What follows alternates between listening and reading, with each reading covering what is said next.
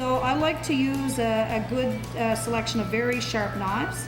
The partridge itself is a very tender meat, so it doesn't require a lot of cutting as such. But I usually will start with the head.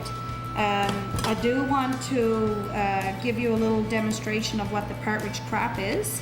So I'm actually going to cut about a finger length up the head. So off will come the head. Here we are. And we don't eat that. Our family doesn't, other people may. Then I go down to the feet. You'll feel a joint right here, so you want to crack at the joint. You want to take another sharp knife and you just want to click this off. My son likes to keep the feet. That's traditional too. Some people try to use all of the bird. I've noticed in some other people's homes they have just the breast meat. I really think that that's quite a waste. The leg meat is very enjoyable. There's not a lot of meat on it, but I certainly think that it's worth keeping. The wing itself, there's really not much meat beyond this point. So again, you feel for the joint. Give it a little snap. And discard. So it's about here, about a finger length. And sometimes you can't always get it. I'm pretty good at doing it. I cleaned a few of these. And you discard that. You go down to the tail section. This is what I do anyway. And I remove this now. So I will usually go to the center of the bird, to the breast. Put my finger in here gently underneath the skin. And you'll expose the breast.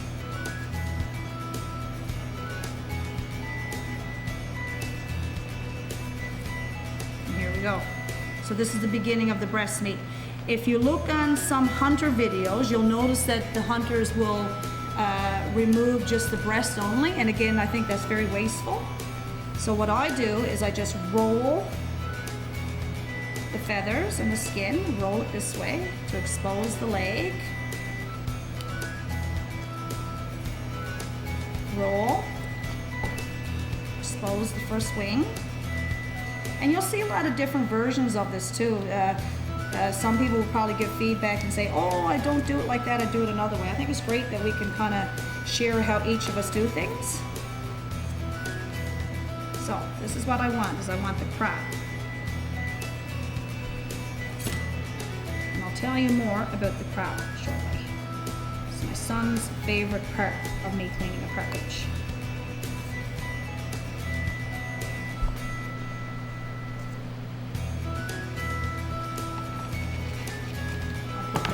Here, and again you roll the skin.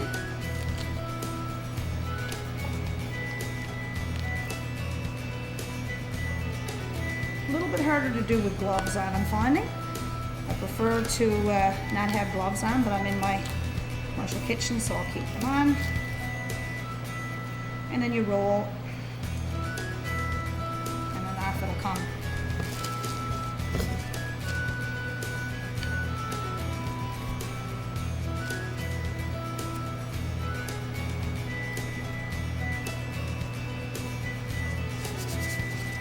Now, for the inside, you just take your finger, no need to use a knife, open it, and inside you're going to find the heart, one of the treasures. People love to have that in their soup.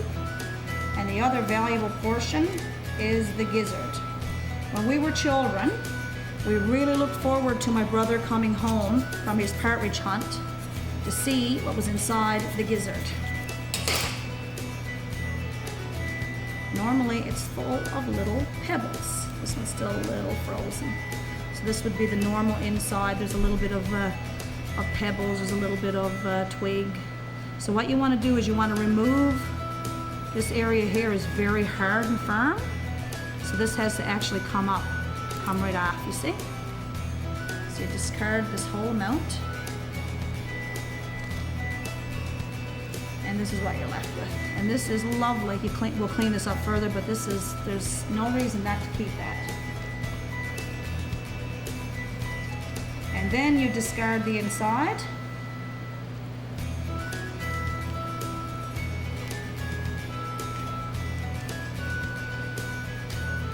And we will wash this thoroughly shortly. And if I didn't have my gloves on, I think it would be a little bit cleaner. But basically, that's the rough portion of cleaning a Partridge. Now we'll proceed to give it a wash and get it ready for the pot. So what I wanted to show you next is how lean the Partridge really is. Again, it'll need another wash, but I mean, there's basically no fat on it at all. So if you think back to what I said a few moments ago about just eating the breast meat, so if you remove just the breast, look at all this lovely flavor, because the bones itself have a great flavor. And I think it's a real waste not to use that. So we'll proceed now with getting it ready for the pot. So we've come away from using a lot of pork and beef to now using a bit of canola oil. So I'm going to pour a little bit of canola oil, about a tablespoon I'm thinking. So this is just a demonstration, then I'll show you one that we're going to finish. And again, this is only my version. Some people like onions, some people don't. So I have a solution to that.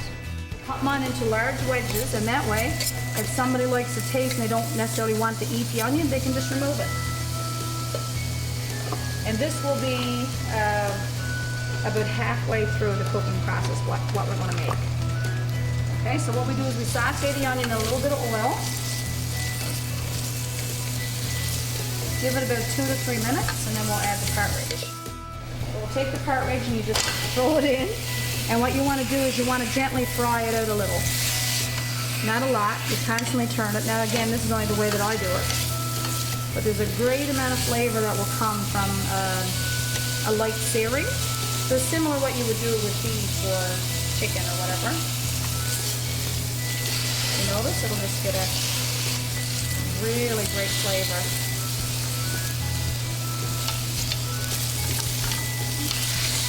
Let that go for a couple minutes. And you can cut up the meat. I have seen people who will do that. We just have a rule in our house where it's 1 Partridge per person, so we usually try to keep it intact. But you can do however you'd like.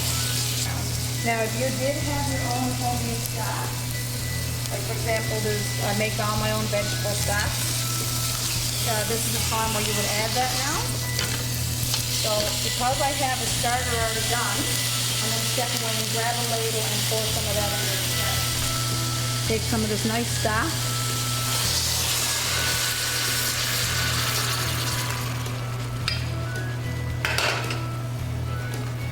Steam a little bit.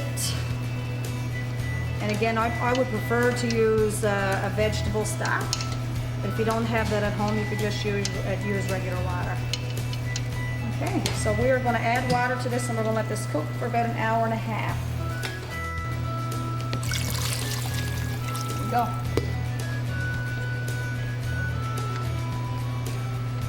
Okay, so let that simmer. If you do want to add salt beef, this would be the time to do it. If you wanted to add salt pork, you would do it during the time that you add your onion. But we don't usually cook that much with salt pork anymore.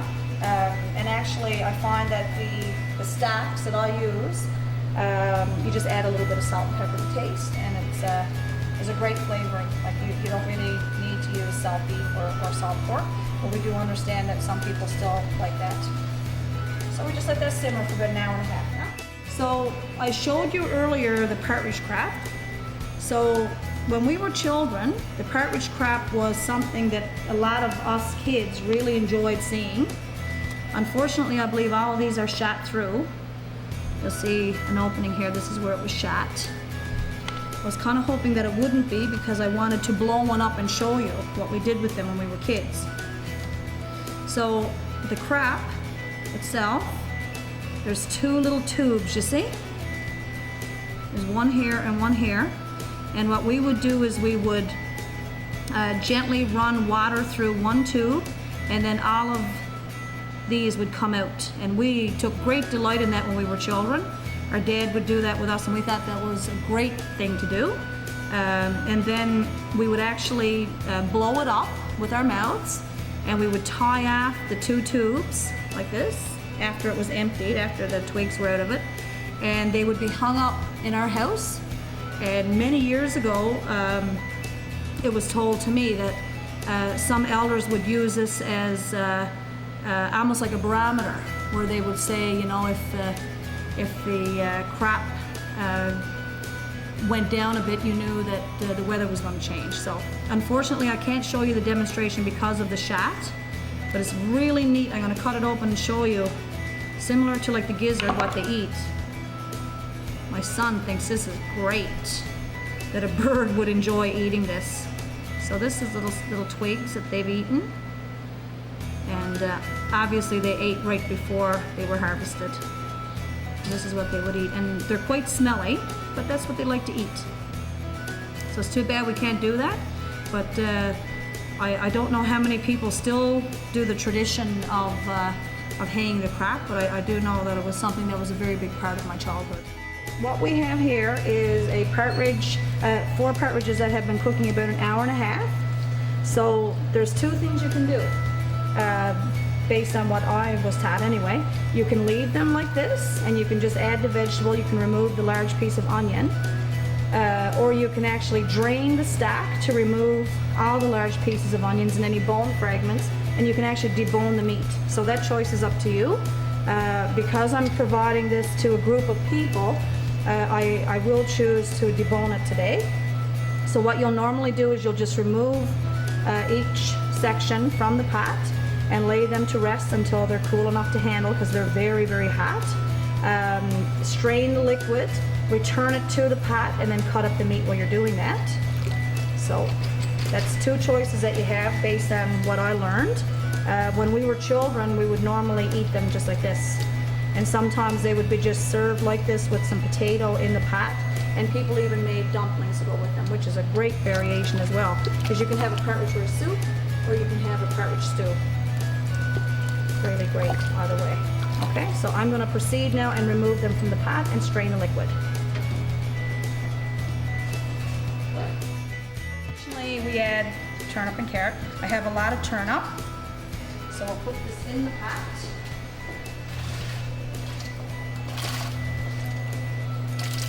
This is a lot because I'm making a very large pot of soup. You normally would probably only want about a cup per person, I'm thinking. You turn up the heat until you get a gentle boil, and at this point you can add, if you want your onion, you can add, and you just let that simmer. The recommendation that I give is that I use converted rice. I find that it's hearty, it's great, like if you want to freeze the soup, and I actually will pour that in the same time. So this is about, I don't know, 1.5 gallons of liquid, so I'm thinking about a cup of rice would be great. So put it in the pot with the vegetable, because the vegetables are cut very tiny, so it won't take that long to cook. So I'll proceed now to wash the rice and then add it to the soup. And then we'll debone the meat. So even after the meat is cooked, I still like to do a visual inspection just to make sure that everything looks okay. Especially when you shoot anything like a partridge, you'll notice that some of the bone fragments, see? So I mean, you want to make sure that everything is okay, because especially if children are eating this, you want to have safety first. Important. So you just cut it into bite-sized pieces like this. I wouldn't add it right away. So this turnip green is a product of a local farm here. It has a lot of nutritional value, and is something that we always had in the summertime. So you just do a quick cut, and then you add them to your pot. Reaching its final point, you'll see a piece of the heart and a piece of the gizzard in there. About another, from start to finish, I think boiling time is around 2 hours, and it could be a little less depending on how firm you like your vegetable. But I find that if you have a couple of hours to make a pot of soup, even a little bit more, you don't want to rush, and the more that you can simmer a soup, the nicer it'll get. So this is starting to look great, and it's going to be a delicious pot of partridge rice soup today.